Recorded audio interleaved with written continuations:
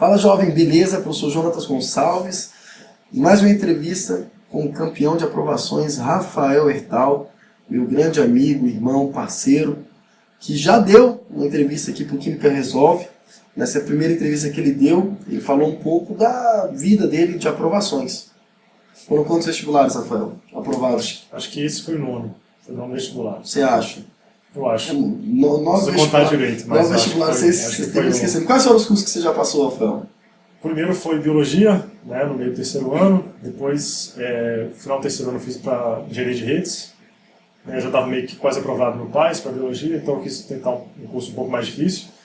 Então eu fiz para redes, passei, mas não assumi a vaga. Que você foi aprovado pelo PAS para biologia? Pelo PAS biologia, era o curso que eu queria, né? E aí depois eu fiz mais 2 vestibulares para biologia, porque como eu trabalhava em cursinho, né, eu sempre gostava de estar em contato com a prova, né, até os alunos perguntando, é sempre bom de ter essa experiência. Depois eu fiz para nutrição, né, passei, foi em 2008, né, o segundo vestibular de 2008, né, do meio do ano.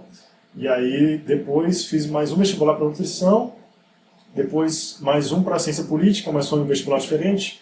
Foi um vestibular para portador de diploma, né, que cai a matéria basicamente que é do curso já, não é o vestibular tradicional. E dessa vez eu fiz para direito. Né. E foi aprovado? Fui. E não foi só aprovado. Foi aprovado em primeiro lugar geral na área de humanas, a maior nota com os pesos de humanas. Primeiro lugar de direito. Não foi o primeiro lugar geral, porque o primeiro lugar geral foi com os pesos de exatas, alguém foi para medicina. Para medicina. Foi para medicina, primeiro lugar geral, normal, né? Eventualmente aparece um das engenharias aí que pega o primeiro lugar geral. Teve um que passou para química em primeiro lugar geral um tempo atrás. Foi engenharia química, né? Engenharia química, isso. Mas normalmente medicina tem uma tendência a ter os primeiros lugares. Pessoalmente mais bem preparado, né? Com certeza. Mas você passaria para medicina nesse vestibular? Sim, passaria, né? De acordo com a nota de corte que constava lá no SISU-UNB, né? Que é o sistema de seleção unificada, né? Que agora está fazendo o Enem, agora lá, isso. Semelhante ao Enem. Semelhante. De acordo com as notas de corte, né? Que constava lá, eu passaria. Rafael, seu primeiro vestibular foi em 2003. Exatamente há 13 anos atrás. 13 anos depois, você alcançando o primeiro lugar em aprovação na área de humanidades. Sua formação é muito mais vinculada para exatas. Sim. Mas por ter estudado até para um concurso que envolveu direito, que você teve que ler bastante. Aliás, você é um grande leitor. Você lê muito. Sim, isso é verdade. Sua vida realmente, desde a infância que eu te conheço, eu me recordo muito, Rafael, uma biblioteca imensa de livros na casa, então você já tinha uma influência com seus pais sobre a leitura, mas você teve uma determinação em leitura muito grande, não só leitura na língua portuguesa, como em outros idiomas, que eu já vi inúmeros livros você lendo. Você viajou uma vez para o Caribe, né? Caribe, Curaçao, e o Rafael lá com os livros dele lá, tudo em inglês, lendo. Qualquer momento que ele parava para tomar um sol ali, fazendo a leitura, quer dizer, sem dúvida nenhuma, a leitura te fez crescer. Mas cresceu muito, né, Rafael? Você, nos últimos 13 anos, conseguiu a maior nota, possivelmente, que você já teve no vestibular. Sim, foi um bom argumento, né? Dessa vez foi um bom argumento que eu já tive. Mais de 400 de argumento para humanas, o que é muito difícil quando a gente joga os pesos de humanas. Você acha, Rafael, que você se tornou um perito no CESP? Eu acho que o CESP é uma banca com a qual tem mais facilidade.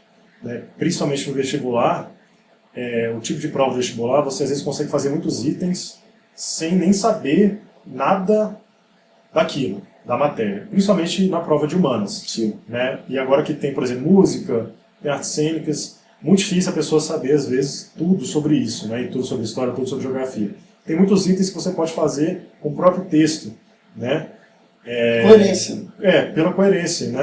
Até pelo item. Porque o item já contradiz o texto às vezes. Né? Você não precisa nem saber, às vezes, alguma corrente do, por exemplo, o romantismo, o realismo, não precisa saber nada disso, tem uma característica disso. Você julga pelo que está no texto. Você consegue analisar uma imagem, você consegue analisar um texto, várias são as formas que a gente tem pré-item. Sim. Antes do item. E a coisa mais importante é a lógica. Isso. Você percebe o que o examinador quer com aquele texto. Exatamente. Tem gente aí que acha que não é importante ler o texto, Rafael. Antes de resolver os itens. Eu discordo. Se o texto for pequeno, você tem que ler. Tá? Às vezes um texto de exatas, às vezes você não tem que ler muito, né? Porque não vai cobrar a interpretação do texto. Só alguns dados. Só alguns dados, né? Que você consegue às vezes pescar lá. Mas é muito importante você fazer essa leitura e você compreender, principalmente a ideia central, você vai compreendendo, porque muitas vezes as respostas estão no texto. Né? Você não precisa, às vezes, buscar aquilo que você viu no primeiro, segundo, terceiro ano, da literatura, arcadismo, que às vezes é uma coisa que, né, já foi esquecida. Então... Está longe da atualidade, inclusive, de literatura. Sim. Né? Por exemplo, para a literatura eu li um livro, na verdade que era uma crítica sobre a literatura brasileira. Não foi nenhum livro específico. Eu li um livro sobre uma crítica feita à literatura brasileira. Falava sobre Machado de Assis, né, Cecília Meirelles, outros autores. Citou os principais autores em termos diferentes. Em termos diferentes. Então, fazendo uma comparação, uma crítica. Então, eu acho isso mais, às vezes, interessante, você pegar um livro sobre arcadismo, sobre realismo, e estudar de acordo com o que foi passado na escola. Porque isso aí distancia você daquela matéria. Né? Por exemplo, História e Geografia, eu nunca gostei muito de estudar por livro, né? Livro didático mesmo. É importante você fazer isso principalmente quando você está na série. Isso, nas séries. Para você ir bem na prova e tal, é isso que vai ser cobrado pelo professor na prova. Agora, para o vestibular, eu prefiro coisas mais sucintas. Sim. Né? O Boris Fausto tem, né, o professor de História da USP, tem 2 livros, uma História Concisa e a História do Brasil. O Concisa ali, que já dá tranquilo. E mais, vocês que são da geração online, tem toda a história do Brasil, documentário do Boris Fausto. Sim. No YouTube. Hoje em dia o que não falta é documentário sobre o próprio documentário do Boris Fausto, sobre a história do Brasil, no YouTube, né? Ele falando lá, um vídeo, tem ele particionado, tem um vídeo completo, História do Brasil, Boris Fausto, 3 horas e pouco. Eu até brinco com o pessoal. Chegou na última semana, tudo bem, você estudou, pega a pipoca, o refrigerante, senta, bicho. Abre teu computador ali e assiste como se fosse uma coisa tranquila, um filme. Exatamente, como uma coisa prazer mesmo, coisa prazerosa. Cria interesse, pô. Eu estou entendendo a história do Brasil de uma maneira muito tranquila. Porque o que você precisa aprender é que hoje, pela quantidade de fontes de informação que você tem, você de fato se perde. E aí mora um segundo perigo. É você começar a ouvir... Ah, não, eu vou hoje estudar pelo PDF. Não, hoje eu vou estudar pelo livro, porque o professor aqui falou que é melhor pelo livro. Aí, de repente, não, hoje eu vou assistir vídeo aula. Você precisa filtrar. Como é que eu vou fazer exercício sobre isso? Né? E, por exemplo, o método no Brasil é ter muitas aulas no mesmo dia.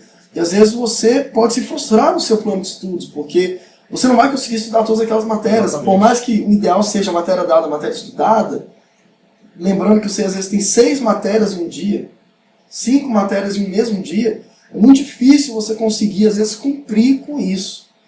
Quando você descansa um pouco sua cabeça e pensa assim, em cumprir conteúdo, sim, sem ter que necessariamente vencer 6 matérias no mesmo dia. Exatamente, é uma estratégia. O seu cérebro não consegue armazenar tanta informação em um dia só.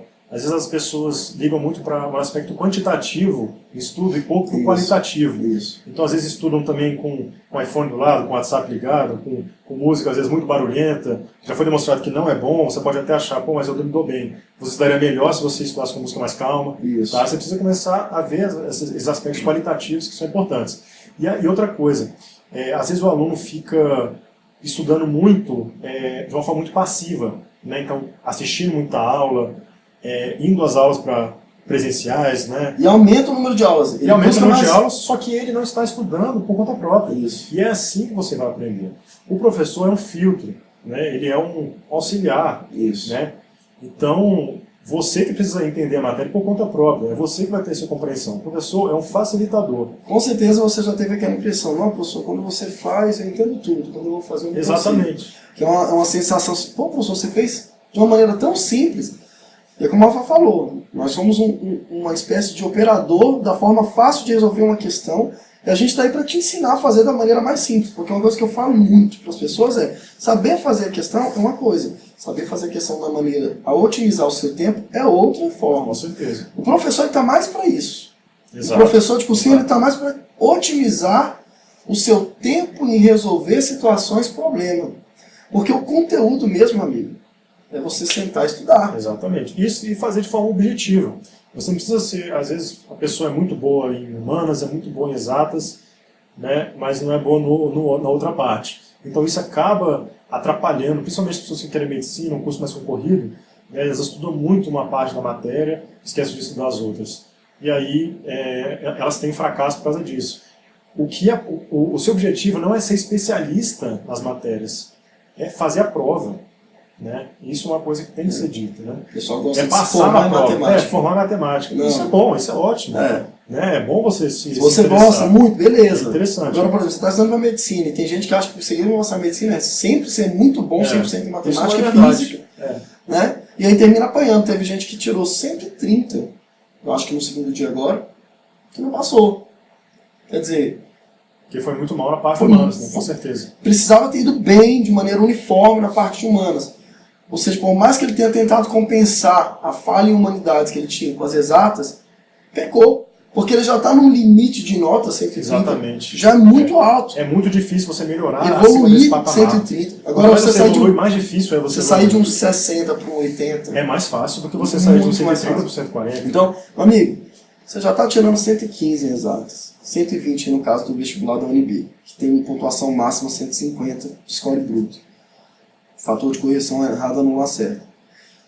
Você está tirando 60 em humanas, você tem que manter a sua nota de exatas e dar um pontapé aí forte em humanas. Ah, mas eu não gosto. Você tem que aprender a gostar primeiro. O seu objetivo é passar na prova. Então você tem que começar a internalizar isso. Né? E, como eu falei, existem inúmeros itens de humanas que você não precisa saber nada. Saber fazer prova. Saber nada. Você, pelo texto da questão, você consegue resolver. Eu até estava brincando com o Jones a questão do tornado, né? As questões do tornado. Eu obviamente, não estudei nada sobre tornado. Para falar a verdade, pelo que eu vi de comentários de alguns professores, a maioria não tinha estudado, nem é ensinado isso, ninguém para dar uma aula sobre tornado. Porque é impossível você dar todo o conteúdo, né? Impossível, qualquer coisa, né? Você dá a integralidade de tudo. Então você tem que usar a lógica muitas vezes, né? Que era a pressão negativa ali do ar, porque o ar suga, né, o tornado. Então você começa a fazer associações. E é isso que vai fazer muitas vezes você acertar um item e não simplesmente querer decorar tudo, porque isso também gera estresse, gera um nervosismo. Né? Sua capacidade de desenvolver uma linha de raciocínio. Né? Por exemplo, a prova do Enem, que é a próxima prova para os candidatos. Amigo, não tem calculadora no Enem. E você está estudando com a calculadora científica do seu lado. Já começa errado. Você não consegue desenvolver na hora. É porque você pensa que não, na hora vai dar. Mas se você não treinar isso, o seu cérebro, quando estiver sem calculadora lá, você vai ficar mais nervoso. Vai ficar. Por mais que seja um pouco só. E é uma quimera, é uma evolução, bicho, porque você começa nervosinho, vai ficando nervoso, tem uma hora que você entra em pânico na prova. Porque você começa a ver o tempo indo contra você. E o Enem a gente já sabe. A maioria apanha pelo fator tempo, não é nem porque não sabia resolver a questão. É porque não teve tempo de desenvolver todas as questões. As que fez foi muito bem. Mas não chegou ao final, porque você pega o segundo dia do Enem, você tem 40 questões de língua portuguesa, 5 de língua estrangeira, formando 45 questões de matemática, e você ganha 1 hora a mais no segundo dia para redação. Mas você tem 45 questões de matemática, que não são questões, pode analisar a prova, difíceis. Aquela questão semelhante àquelas questões ali dos exercícios mais aprofundando ali, que tinha no livro do ensino médio, naquele modelo, textos curtos, rapidamente você tinha questão para fazer, inclusive em relação a textos longos, uma coisa que eu recomendo é você ler o comando antes de ler o texto, que aí você consegue filtrar do texto o que é importante. Exatamente. Dá uma lida no comando antes. Viu que o texto é grande? Lê o comando, já vai no texto. Se o texto Caso for grande, fazendo a caça talento. não leia.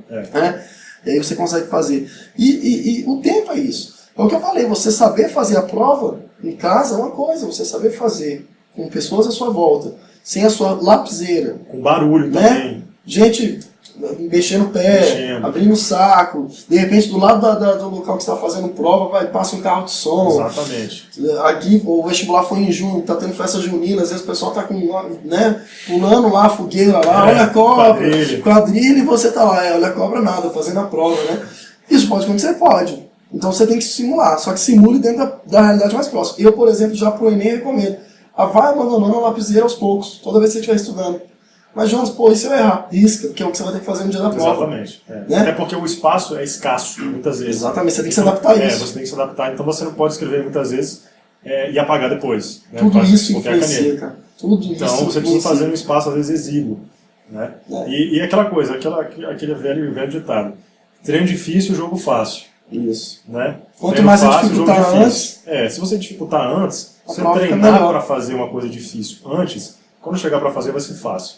Se você treinar fácil, na hora vai ser difícil, porque você não vai estar preparado para aquela carga emocional que com certeza você vai ter, porque muita gente não considera isso. Você está um pouco mais nervoso, né, na hora da prova. Eu fico um pouco nervoso no início da prova. Depois, ele vai embora. No seu caso, em alguns é o contrário. Vai aumentando. Pode aumentar, porque começa... Caramba, não consegui já 5 questões aqui, não consegui 6. Você vai ganhando segurança que você percebe pela sua forma de resolver a questão que, vai dar certo. Vai dar certo. Exatamente. Mas a pessoa que treinou errado, ela vai chegar lá e vai ficando mais nervosa. E tem gente que tirou 10 a vida toda no ensino médio aí, que viu um amigo que tirava 6 passar na sua frente. Eu vi isso acontecendo. Pessoas muito competentes, né, alunos muito bons no ensino médio, mas que demoraram a passar no vestibular. Isso é ruim? Não, mas eles poderiam ter passado antes, né, se eles tivessem tido um pouco mais de sabedoria e calma para resolver as provas, né, porque é isso que conta, né? O que conta não é você tirar 10 no ensino médio, não é você saber fazer todos os exercícios. Olha que coisa interessante. É você fazer a prova. Olha que coisa interessante você falando nisso, né? No colégio a gente tem uma preocupação de demonstrar o raciocínio, mas, né, vai fazer uma prova aberta, você tem preocupação de... alguns têm, né? Alguns, pelo amor de Deus. Mas se você é um bom aluno, você tem aquela preocupação de demonstrar o raciocínio. No Enem, prova toda múltipla escolha, você vai notar, se você começar a estudar o Enem, que você não tem que terminar a conta.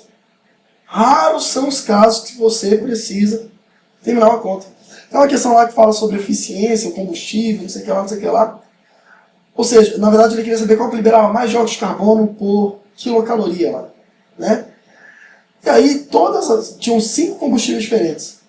4 combustíveis, a conta era uma conta grande.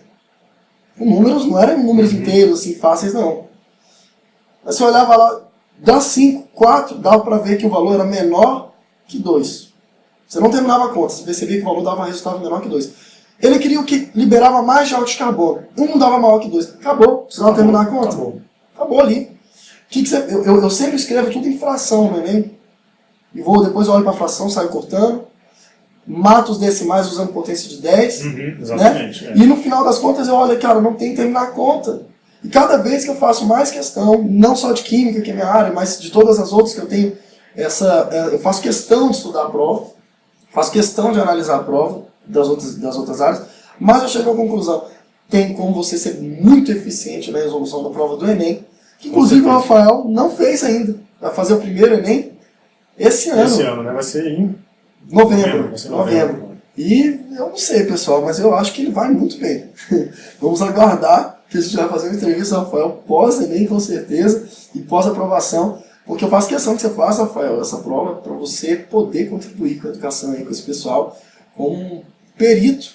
Ele é perito, tá? Mas é perito da Polícia Civil, mas concursado, genial, inclusive, passou muito novo, com 23 anos, a gente falou isso na primeira entrevista, mas um perito de provas que eu já te considero, né? E tem um grande respeito, porque o Rafael tem uma humildade que a gente pode observar aqui, muito grande. E uma coisa que eu quero falar para você que é muito bom e não passou ainda. Não olhe para as pessoas que sabem bem menos que você e despreze aquela pessoa. Tenha humildade. Essa pessoa pode vir a passar e você fica para trás, em cima da tua arrogância. Pare e pense que talvez você precisa rever a sua forma de estudar. Talvez você não tenha estudado da melhor forma. Talvez todos os seus conceitos que deram certo a vida inteira e agora não estão dando, é porque você precisa parar, pensar, refletir e perceber que você não é dono da verdade. Isso é muito importante.